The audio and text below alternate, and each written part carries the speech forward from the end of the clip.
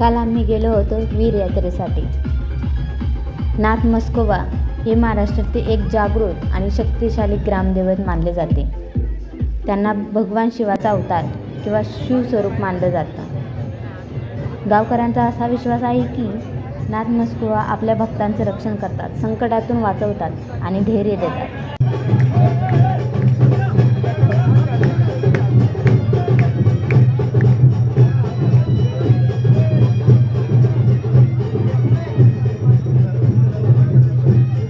रात्र खूप झाली होती, पण मंदिर परिसर भक्तीने उजळून निघाला होता। नाथ मस्कोबा आणि जोगेश्वरी माता यात्रेनिमित्त सर्वात भावपूर्ण क्षण म्हणजे पालखी सोहळा। दिव्यांच्या प्रकाशात न्हालेले मंदिर आणि दर्शनासाठी उजळलेली भक्तांची गर्दी, प्रत्येकाच्या चेहऱ्यावर उत्सुकता। हीच तर खरी असती वीरयात्रा। देवाचं हे खरं रूप पाहण्यासाठी यात्रेच्या या काळातच येऊन दर्शन घ्यावे। मनाला एकदम प्रसन्न वातावरण भेटतं। आम्ही जेव्हा तिथे पोचलो तेव्हा खूप अशी गर्दी होती आणि दर्शनासाठी एक मोठी रांग होती। त्या रांगेतून आम्ही पुढे आलो की चालू झाली देवाची आरती। देवाच्या आरतीसाठी मंदिर थोडा वेळ बंद राहिलं आणि त्यानंतर पुन्हा मग रात्रीच्या छबिण्याची तयारी चालू झाली। त्यातीलच हे काही क्षण मी घेतले आहे। मानकऱ्यांनी भक्तिभावाने पालखी खांद्यावर घेतली। गुलालाची सर्वत्र उधळण चालली होती। जयघोषांचा आवाज आणखीच वाढला होता। पालखी हळूहळू पुढे सरकत होती आणि भक्त तिच्या मागे श्रद्धेने चालत होते। लहान मुलांपासून मोठ्यांपर्यंत सगळेच त्या सोहळ्यात रंगून गेले होते। कोणाच्या डोळ्यात आनंदाश्रू तर कोणाच्या ओठांमध्ये नामस्मरण होते। तो क्षण शब्दात मावणारा नव्हता, तो फक्त अनुभवायचा होता।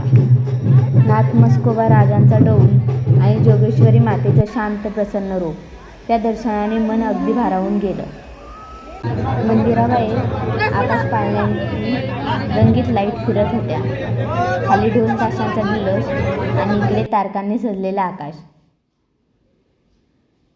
यात्रेमध्ये लावलेले रंगीत पाळणे, लहान मुलांचा आनंद, त्यांच्या चेहऱ्यावरचा उत्साह, तरुण मंडळींची गर्दी।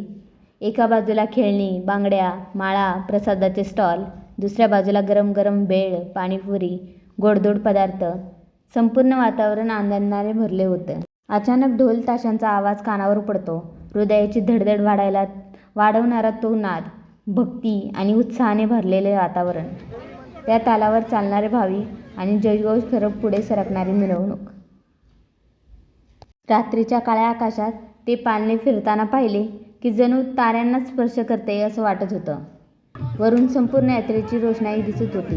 लहान लहान दिव्यांनी चांदणी जणू जमिनीवर उतरली आहे असं वाटत होतं। त्या उंचीवरून पाहताना मनात एकच भावना आली, ही केवळ जत्रा नाही, ही आठवणींची एक सुंदर मेजवानी आहे। मनात कायम साठवून ठेवावं असं हे वीरयात्रेचं दृश्य होतं। तुम्ही एकदा जाऊन या वीरयात्रेसाठी, खूप छान अनुभव आहे। व्हिडिओ आवडला असेल लाईक, शेअर आणि सबस्क्राईब करायला विसरू नका।